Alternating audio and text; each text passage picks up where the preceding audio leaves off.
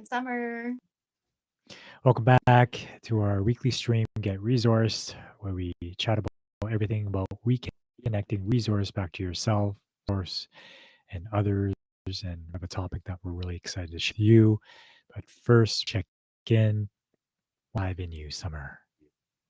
I'm going to switch back to you today to throw everything off. What's alive in you, Dre, first? What's alive in me? Landing. It's a full day. Yeah. It's a few tabs being opened and just looking forward to tomorrow where I get to sleep in and just kind of lollygag around and close those tabs. Yeah. So I'm kind of like in the eye of the storm right now, it seems. But Mm. yeah, yeah. Though the storm is not crazy. I mean, it's kind of been less and less. Um, and I feel at ease with it. At ease with it. Yeah, with what's going on because with what's going on is really life giving, and yeah, it reflects back to me my purpose and what fulfills me. So it's very juicy. Yeah. That's what's alive in me right now. I reflect back to you. Sure. I hear almost like being overwhelmed, but overwhelmed in a good way because there's so much learning and growth going on. Hmm. Yeah. It's it's a different type of exhaustion. Like it's not exhaustion or tiredness of like, oh man, a drudgery, like dragging my feet, not looking forward to it. Rather there's gratitude with it. Mm. Yeah. Like There's richness with it. like your cup is overflowing, Hmm. maybe. Yeah. Yeah. There's so much insights. Um, there's so much mirrors, reflections, and revelations of me and the people I connect with. Like I was sharing with you yesterday, how every conversation that I have is what I call depth. That has depth. It's so nourishing. Like I look at my calendar, and like literally all the calls I'm a part of is that. It's the richness of like what's real and and how can we move through this? Yeah, together. Yeah. Amazing. Hello, Blue Bliss. Welcome. Welcome. Ah, yeah. So maybe we should give some context because we hosted an event, an ultimate relationship event, and all the people that showed up there just provide so much richness. Um, and after those events, I feel, it's kind of like being on a farm, and when you go outside in the air and you're doing so much good work, and it feels so rich and alive, and you're moving your muscles in your body, and at the same time, it's now I need a rest. um, to integrate and rest and have some playtime and stuff like that. So I'm feeling enlivened.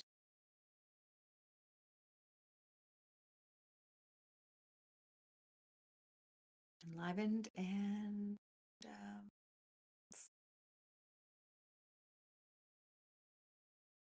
like at ease and in trust with um, the world.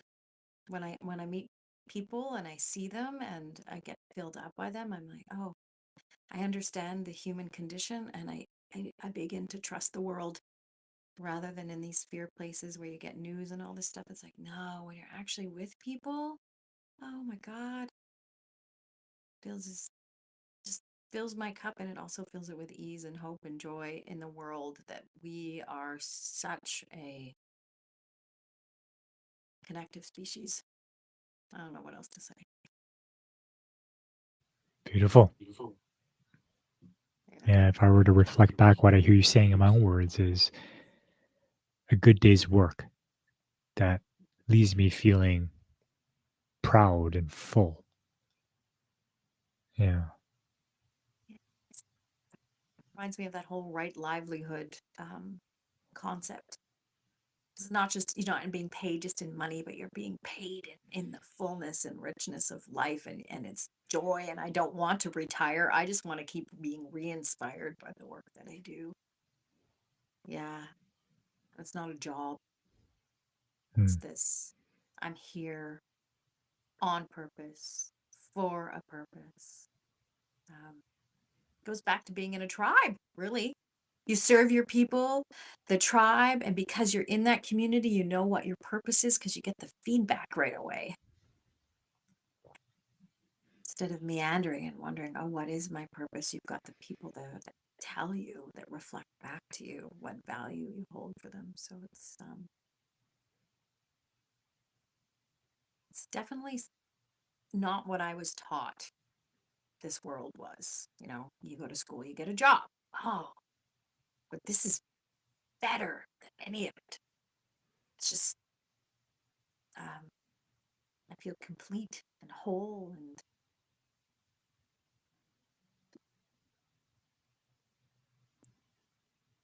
full of life because I'm a part of mm. heart of heart of heart of heart of heart of heart of. Yeah.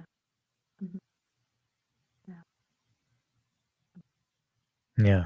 I get the sense like I get to live. I get to get in touch with life, the life force energy that flows through me, right? Like real food, not junk food, Yeah. right? Sustenance, the nurturance, yeah, the resources.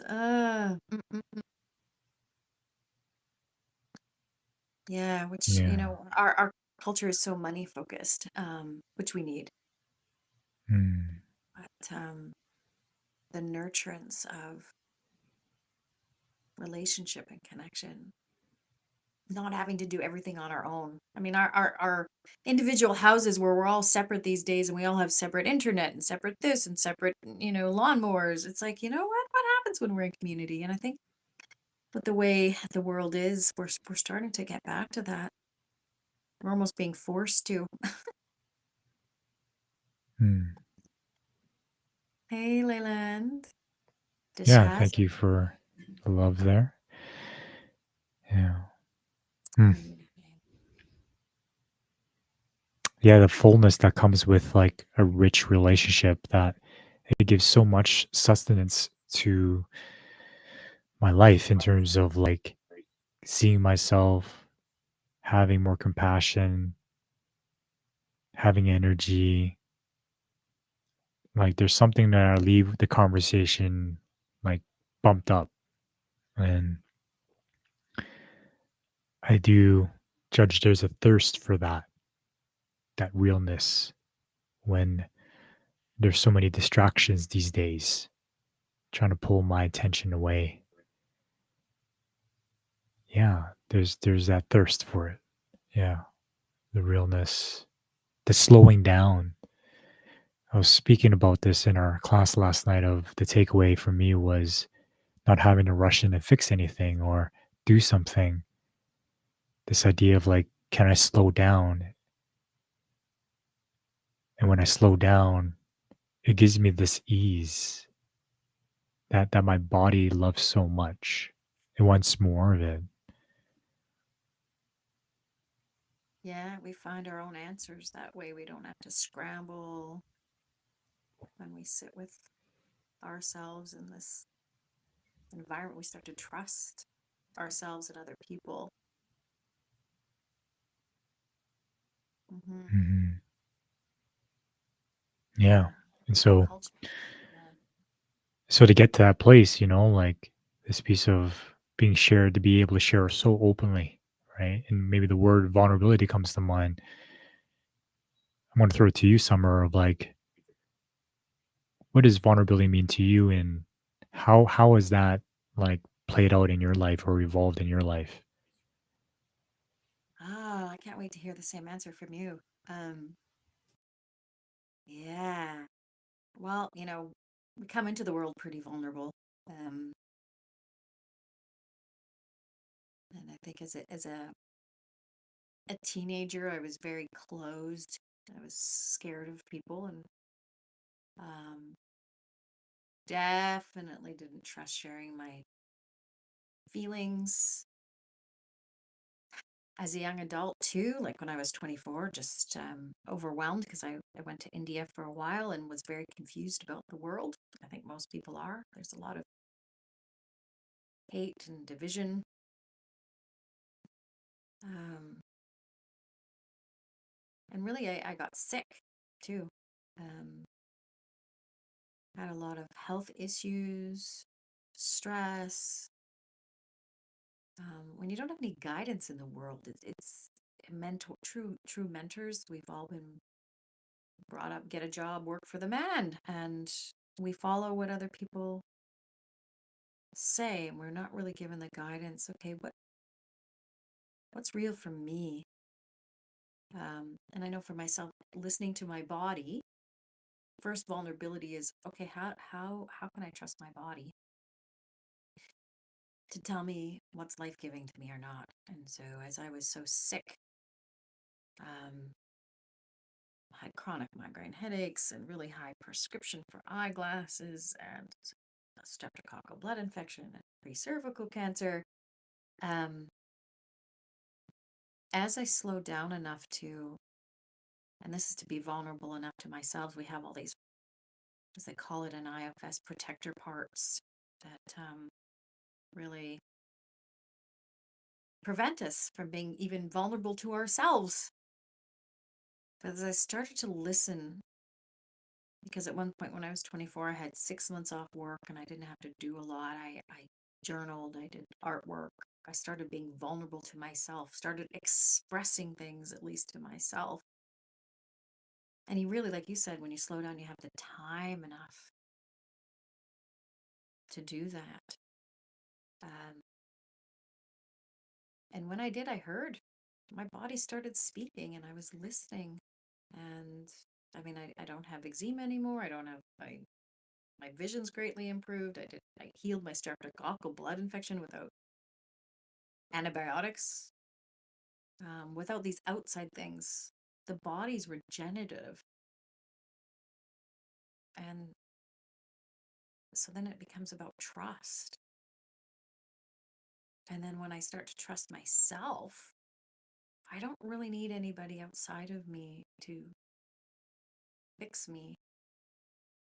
Um, and as I become more vulnerable and I reflect what's inside of me to other people and they mirror that back, it becomes this reinforcement of, okay, I know me, I know people, I know what we're really about here.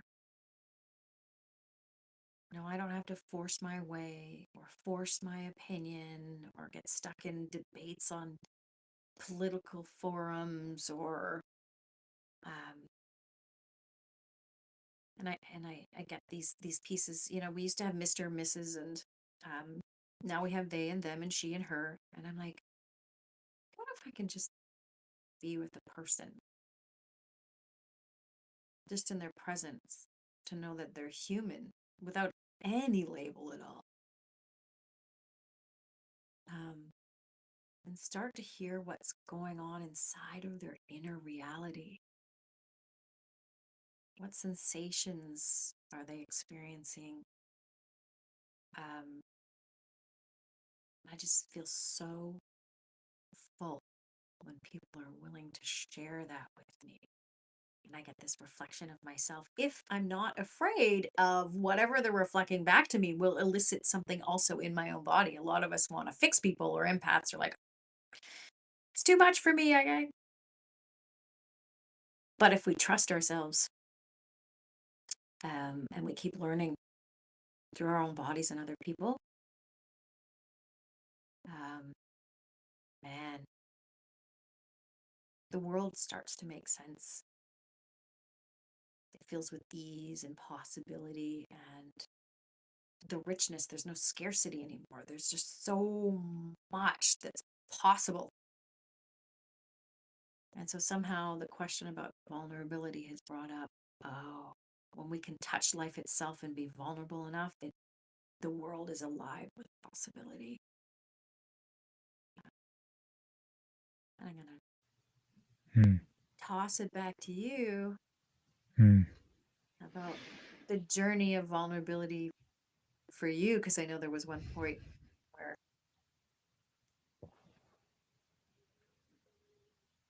you probably weren't right at all vulnerable.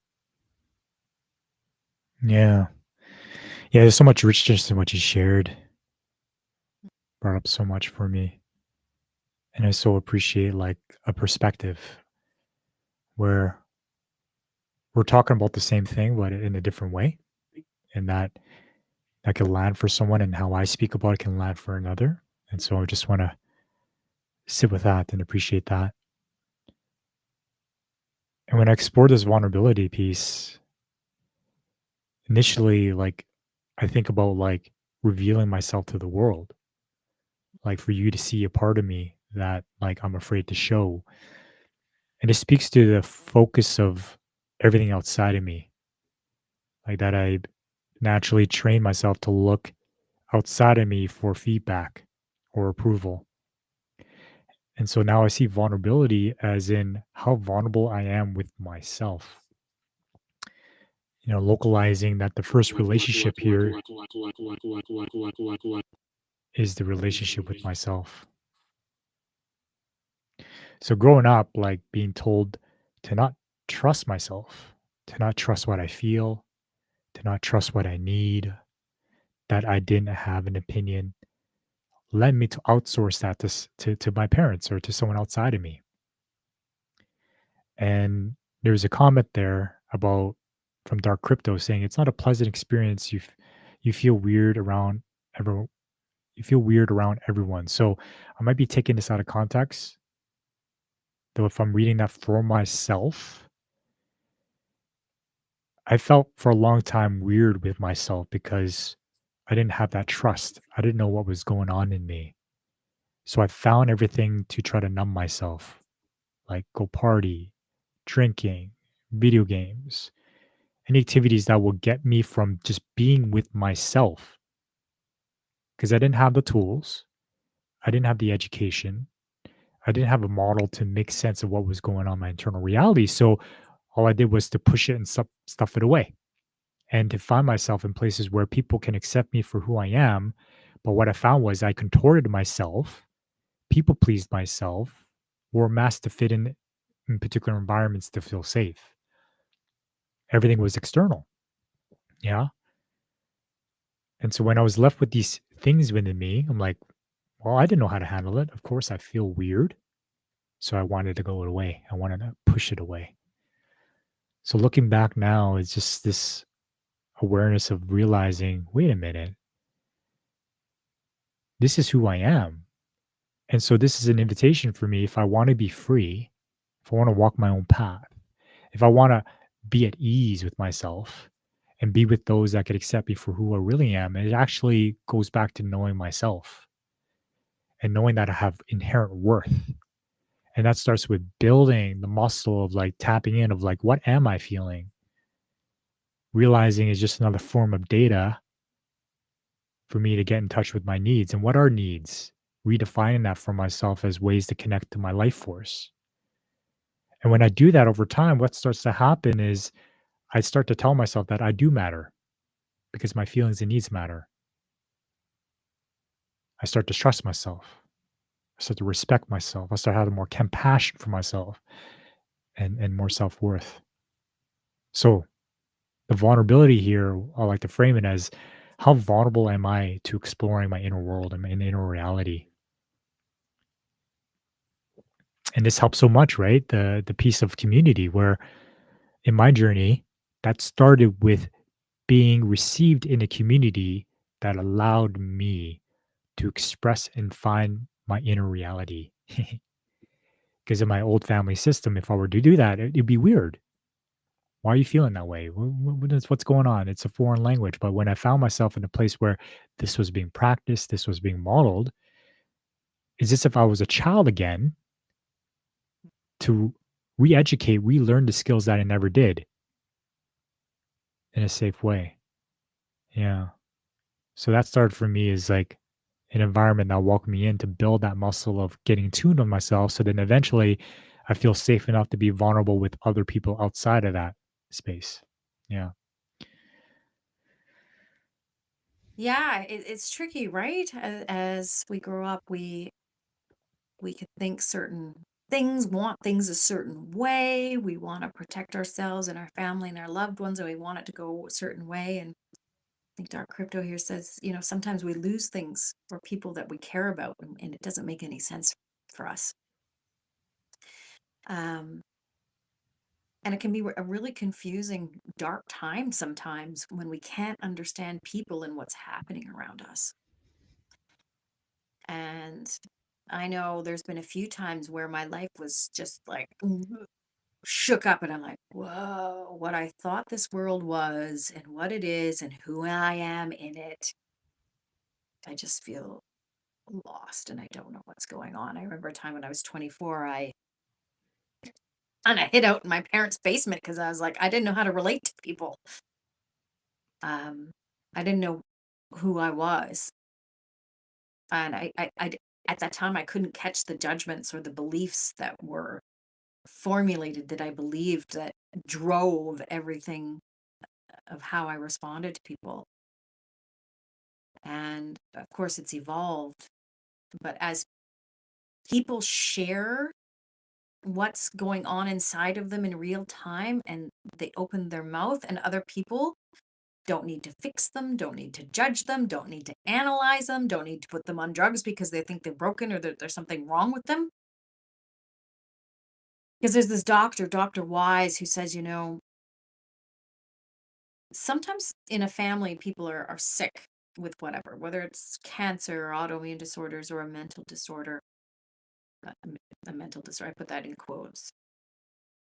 And the question is, okay, well, let's not fix this broken branch by doing whatever, cutting it off, estranging that branch, or giving them medication or trying to fix them. It's like, wait a sec. Something's got to be wrong with or sick with the whole tree for that branch to be sick. So, whether we think of that in our own families or in our culture itself, we come back to, okay, what's the whole field here? What's the whole system that is making that branch sick? Because so often we find scapegoats in family, they call them black sheep or whatever it is. And our culture is at such a young stage that we tend to blame and point fingers outside of ourselves and also search for answers outside of ourselves.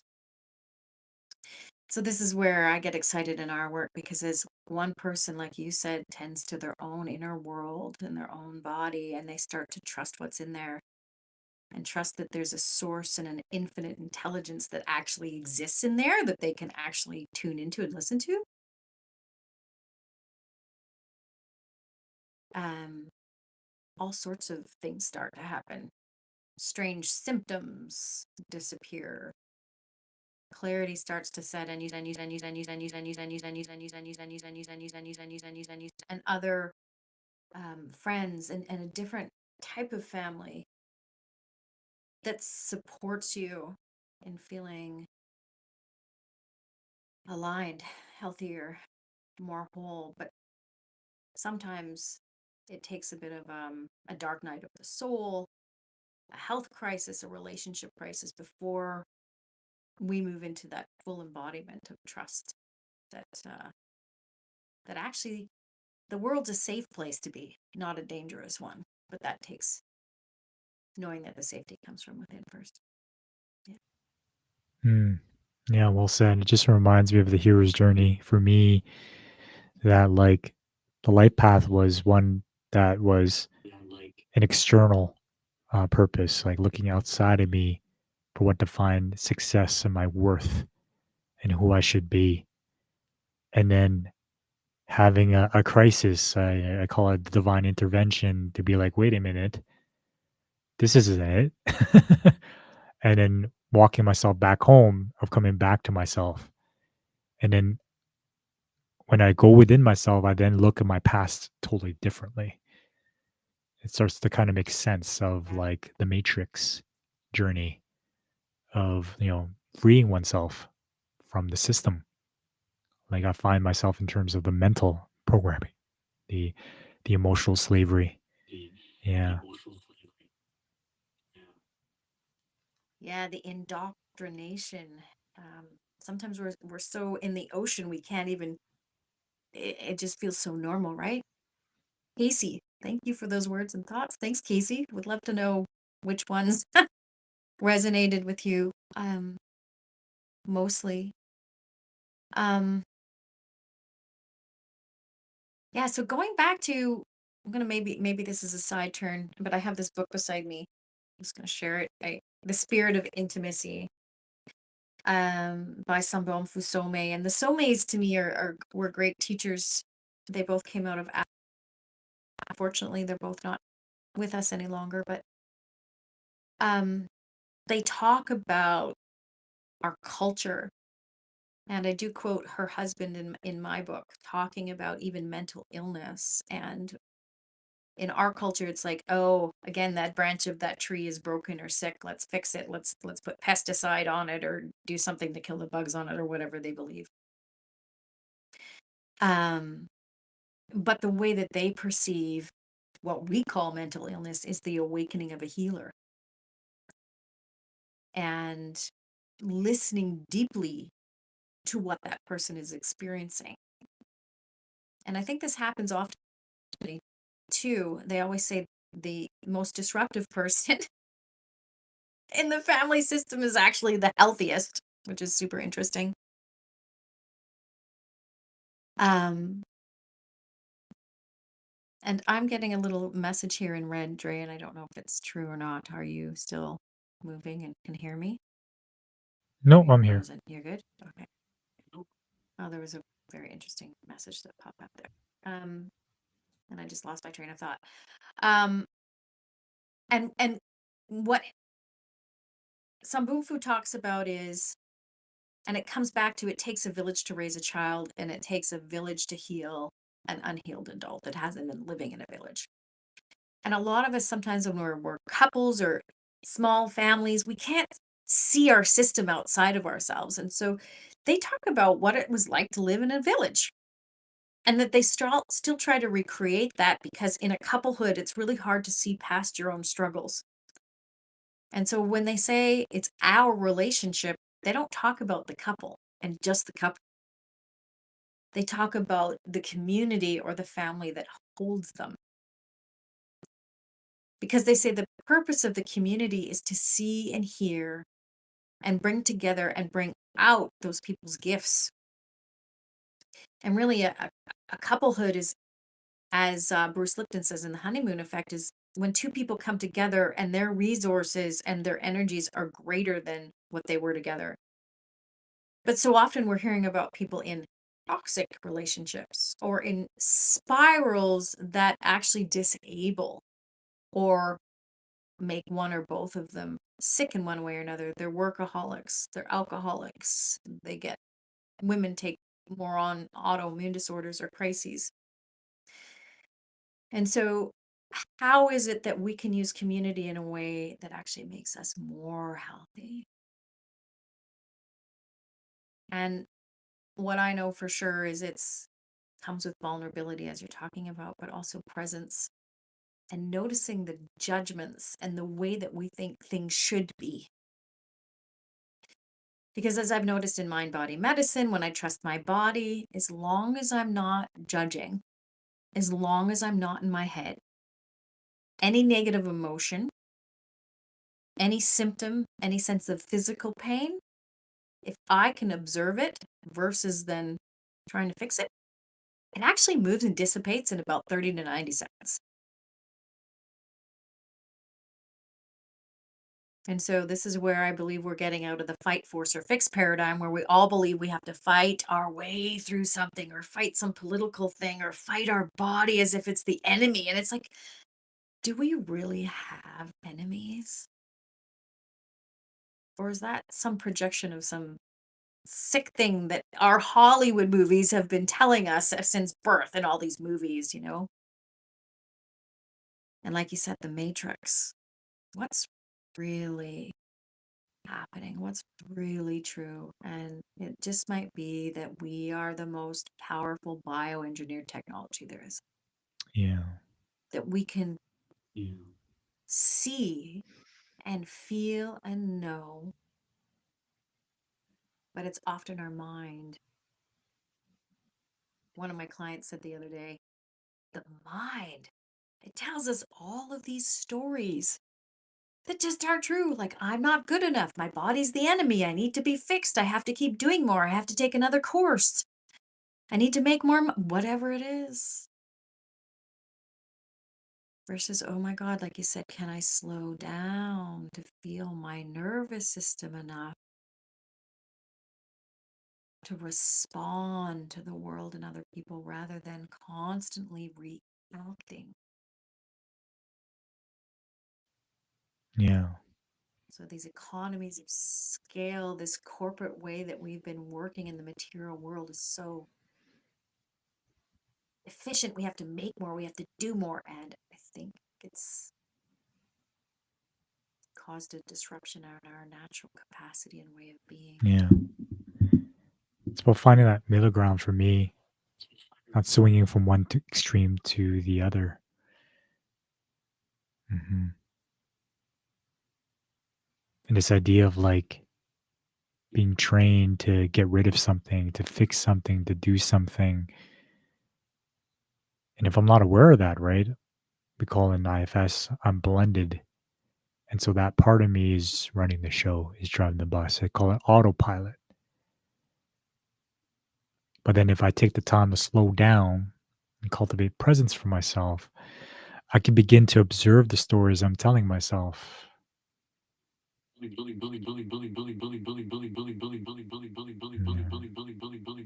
And from there I can Yeah, I and from there I can ask you, is it true? Right? Really?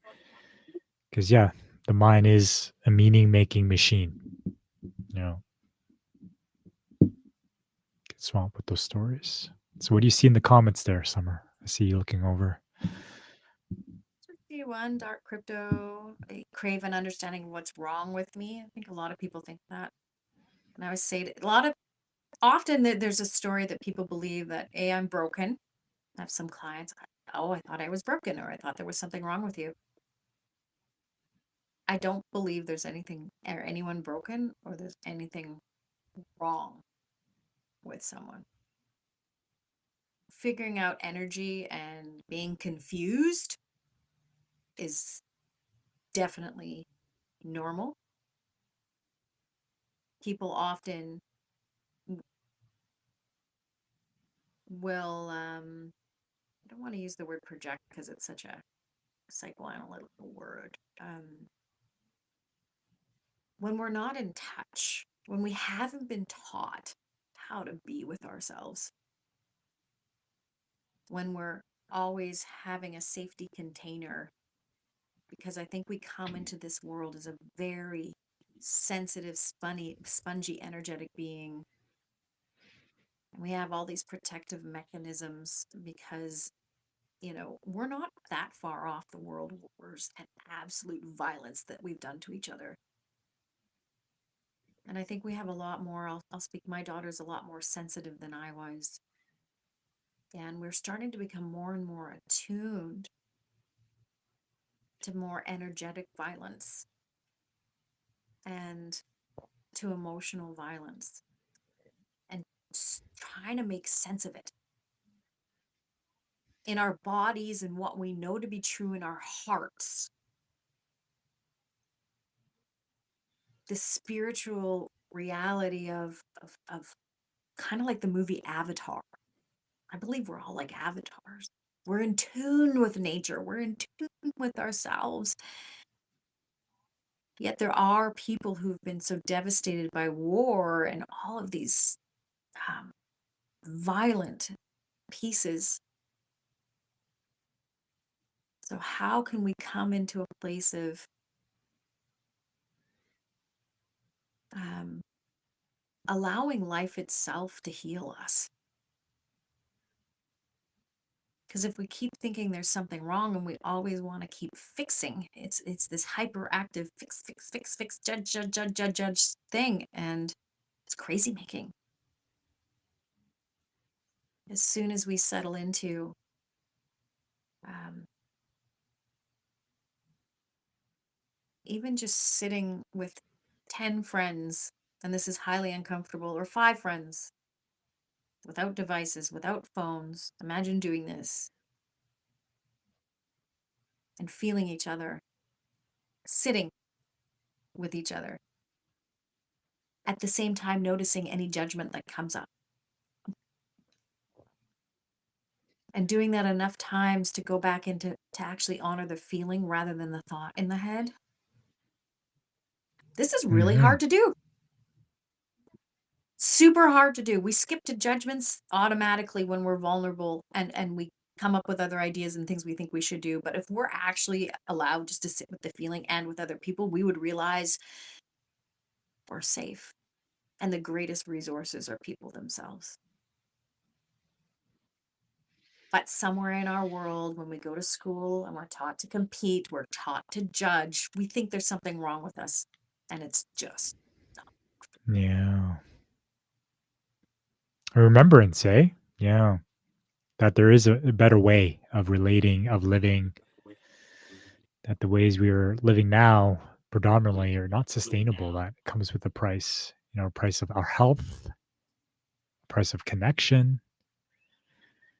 And it starts with that presence, like cultivating presence and slowing down to start paying attention. And I love that idea about coming together with no devices. They have parties or get togethers where people don't bring their device to really drop in and read a book, create some art, connect with each other.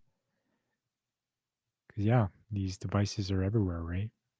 It's my sidearm. It's attached to me. So that's a great idea. Yeah. They do that in the UK, actually. They have big churches and people fill them and no one brings a device. They knit, they draw, they play games, they read, just be in an environment with other people and Yeah. tune in. We don't do that here. I'd like to start doing that Hmm. actually. And even like creating that awareness of like what unspoken rules or covert operating system am I operating under? Such as, feelings aren't facts. Feelings make you weak. My needs don't matter. Boys don't cry. Girls should be like this. Asian men should be like that. Right? Just cultural programming as a child for me to wait, stop. What rules am I operating under and whose voice is it? Is it my dad's? Is it my mom? Is it the TV? Is that true for me? If you want to be free, that's where it starts, is like reevaluating what rules am I operating under that I didn't choose.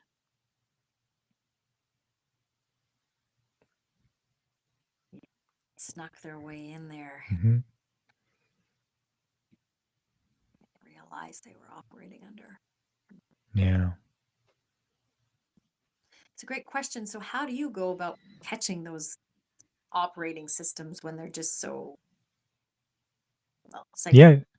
psychology, we say unconscious or just not aware of, right? Well, it's going back to slowing down again and just even reflecting on that question through journaling or having someone as a sounding board for me to talk out loud and connect the dots. Like just taking the time to get to know myself. Yeah. Instead of just being busy all the time and then just furthering, like baking in that operating system. Cause then my whole system is just like following that one mode of operating, right? So this require like conscious presence for me to reveal that. And just by asking that question can get me, I could just ask it and just go about my day. And maybe something comes through for me pops up for me. Yeah. So I think just being in a like-minded group that values getting to know oneself, values the inner work. Yeah. I just want to acknowledge that Dark Crypto's got some, says he's had ringing in his ears for quite a long time. It's not tinnitus. Um, it's hard to know how to explain it, change the pitch of it. And I've worked with a lot of people with a lot of different types of, for all sorts of things. Um, and often whatever the symptom we have or whatever is not usual, not fully healthy. And I imagine if there's different sounds in the ear or the brain, it's like, oh my God, this is so distracting. And often what we notice is that the mind quickly goes to, I want to make this go away. I want to change it. I want to control it. I want to do something with it. And the irony is, just like with the client that I had who had very strong heart palpitations pounding in her chest and really wanting to, of course, make it stop because it was frightening. And we don't realize how much fear we have around some of these things.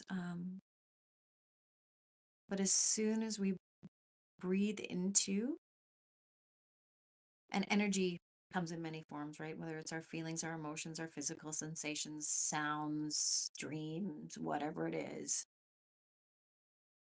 What you notice as you can observe it, even play with it, if it's different sounds, what pitch, and play with it, I mean, oh, what instrument is that? Or where is that? Maybe it is coming from space. Maybe it's coming from anywhere. But to be open to the answer, energy moves on its own, and it doesn't matter what kind it is. It goes back to Einstein, energy can't be created or destroyed, only transformed. And so recognizing that our body is this conduit to energy, electromagnetic energy. And by judging it, it stays static because energy is always moving, it's always changing form. Doesn't matter what it is. But the key is getting out of the fear, because there's always a fear. There's something wrong with me. If things aren't changing and moving in our world to something that's life giving, there's some fear or programming that's in the way. So it becomes, okay, what are the tools? And this is why we say in community, it's so much easier to see the mirror of myself and what's in the way here. What are I actually listening to in myself? So, yeah. Ah, I'm a hermit or keep to myself. Ah, yeah. So, if I were to guess, being a hermit, keeping to ourselves, there's a bit of protection there. And sometimes there's some real value to being by ourselves, right? To realign. But there's a balance in there of really each human being needing connection, and also needing time to themselves. So, yeah. Ah, first childhood memory was waking up in a hospital with my face covered, screaming. Oh, yeah. Yeah. Um, there's a lot of people with trauma from birth. Hospitals coming out with these bright, glaring lights, which are really more for the doctors to see what's going on. Have a lot of clients that are empaths and they come into the world and it's just like the thickness of the energy. And certainly I think dimming lights, quiet energy. Now there's water births can have such a different experience. Um, yeah, I don't know if hospitals, and that'll be my judgment, have the best welcoming atmosphere for children, for newborn babies at all. Yeah. Chris. Hey, Chris. Hey. Yay. Yeah, we're probably not getting, we just got this one from you. We're not like getting, can't get the comments in the get resource stream. In the Facebook group. Yeah, oh, good. That means it must be, please streaming to the Facebook group, but yeah, we're not getting the comments Hmm. from there. So let us know that. Yeah, it's very inconsistent as to, YouTube. But yeah, so thanks for saying that. What have you been saying? So we can comment to Yeah, and it. let us know where you're commenting on Facebook because we do see your comment on Facebook show up on the stream right now. Yeah. Yeah, so he must be on one of our Mm, threads rather than it's a real bummer. It doesn't actually show up in the group itself. yeah. Mm. Yeah, I want to name the So go to YouTube. yeah, go to YouTube. Yes. The YouTube comments show up for It's sure. the most consistent place. Yeah. Yeah, I also want to name the kind of the direction towards, the self-healing, the pause and breathe and being with those unpleasant sensations that are happening within me. Yeah. And I want to tie it back to like having that cognitive awareness of like these unspoken rules because if I'm not aware of it, then a protector part of me is coming in to block me from being with it because it has a story that it's dangerous or that it's weak or I'm crazy or something like that. And so when I can reveal that, I can put my mind at ease to perhaps play with it.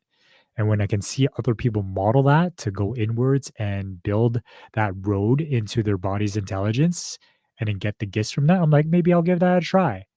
And then when I give that a try, what starts to happen is like my protector part might be like, oh, interesting. There might be something here. Maybe I'll step aside just for a bit. And then I can build that, muscle, build that connection to my body. And over time, I can go there quicker and quicker and quicker. Yeah. What would you say it's a muscle of? Like, one word that comes to mind is emotional intelligence.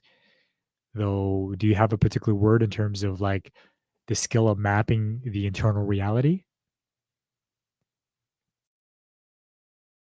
Great question. And I actually wish Naomi was here right now because it's that a priori language, which Gene Ackerberg coined, which is the energetic language of source or the universe itself. It's in our bodies. Our DNA, our blueprint, deoxyribonucleic acid, um, it has our own blueprint, our own unique access to information. Um, like Joe Dispenza says, we only use 90, well, we don't use 95% of your brain. We only use 5% of it. So how do we reawaken all of that? And I believe it's like an avatar where they have that, where they're all syncing together. As we're together, we start to switch on more codes in our brain, in our being, in our body. And they all say that the gut has, well, you know that quote, the gut has more nerve endings than the brain. And the heart has it's what is it, 6,000 or 6,000 60,000 more electromagnetic capability than the brain. But our culture, our school makes us focus here. We don't trust our gut, we don't trust our heart. And they have far more information, and they know that when they do heart plant surgeries and they put it in another person, people can remember the other person who's passed away, their memories. And so all those memories, all those electromagnetic signals, they're in our body.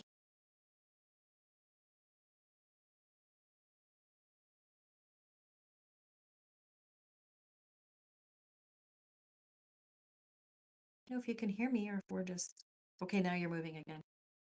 Um, our schooling focus on the English language in our mind. It doesn't teach us how to access information in the body as positive. We think of pain as this horrible thing we need to cut out or get rid of or numb with Tylenol. But what if it's a messenger? And that's what I truly believe. And I see Chris. I love it, Chris. How many different platforms have you been on today? Facebook and now on your YouTube. Thank you. And he says, I think it's unlearning versus learning. Yes, unlearning and remembering exactly We're naturally open and vulnerable, and we've learned to be tense. And yeah, it's the unlearning of the tension, it's the unlearning of the fear, going back to this natural ability to receive life's gifts itself. So true. Dre, what's coming alive in you? Yeah, the process of unlearning, relearning again because of all the programming. Yeah, the programming that's there right now, like, takes me away from myself because, like Marshall Rosenberg says, like, when I'm not in touch with my needs, I make a great slave, right? So anything that takes me away from getting to know myself, that means I'm easier to control and manipulate.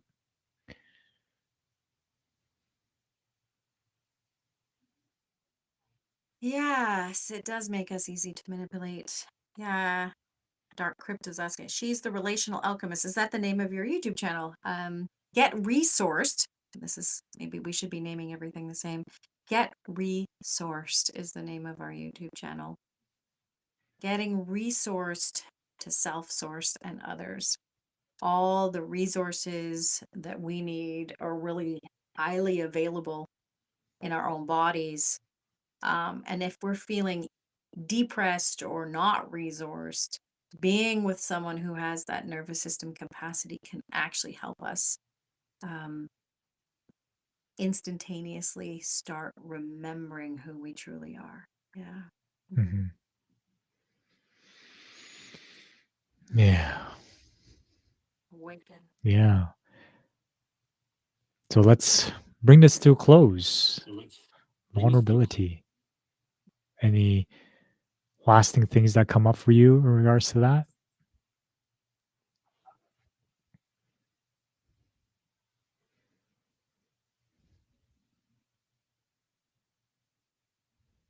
Um, Almost taking it out of vulnerability because that sounds scary and just renaming it as presence. I know all my life I was always trying to think of what's wrong, and I would predetermine if I would go to speak to someone, what plan what I would say. And so presence and trust that we can be in this present moment. Um, and it's reminding of Eckhart Tolle's book and why he says the power of now. Because when we're in the present moment, relating to another human being or even just to ourselves in our own reality, we can get back to what's true and what's real and what's life giving to us. If we're projecting in the future, we're worried about the past, we're relooping. And so the practice becomes slowing down enough to hear the judgments or the stories and getting back to trusting the sensations in the body without judging or labeling. That's what I'm. What would you say to wrap Hmm. this up, Dre? Yeah, just to localize it, bring it to myself. The path of getting to know myself, yeah, is a big piece for me. Like, am I vulnerable enough to see myself? Yeah. And even if I'm a hermit or have solitude or I connect with others, I can always create that connection back to myself in this. To become the observer of myself. Yeah. Yeah, vulnerability is our superpower. A truly vulnerable person is the most powerful person of all. I think Gandhi, Mother Teresa, and many others through their vulnerability, they changed the world. When I'm completely vulnerable, I am actually invincible. Cannot be harmed truly in any way. Thank you, Chris, for that comment. I think that likes us to leave with that bang and close this out. Yes, Dark Crypto, Get Resource is our YouTube channel. Appreciate you joining us and commenting on it, as well as everybody else. Like and subscribe. We're also looking to get to 500 subscribers so that we can really start pushing this content out. And also, your views are so important to us. So, thank you for being there and watching us live because that then gives YouTube, the algorithm, more data to know where to deliver this content to so that we can make it more accessible and allow us to fulfill each other's purpose, make an Yeah. impact through our words. I just want to make sure and that Dark Crypto knows get resourced. It's spelled get re dash sourced. And maybe that's difficult to find, so we might have to change that. But if you want to find it, Yeah. re dash sourced, resourced Yeah. is And we also have a Facebook group as well. It's same thing, get space re dash sourced for conscious co-creating relationships. And as you join, we have free monthly workshops to share with you our skills in conscious communication and navigating conflicts and navigating the parts of ourselves, right?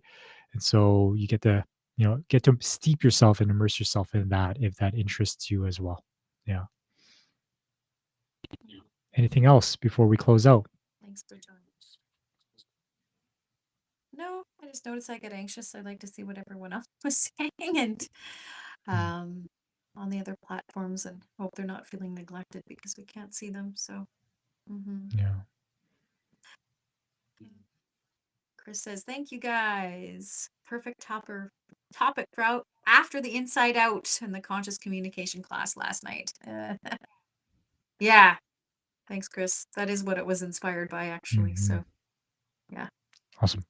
We'll hold it here. See you next Friday, 12 p.m. Mountain. Ciao. Bye, everybody.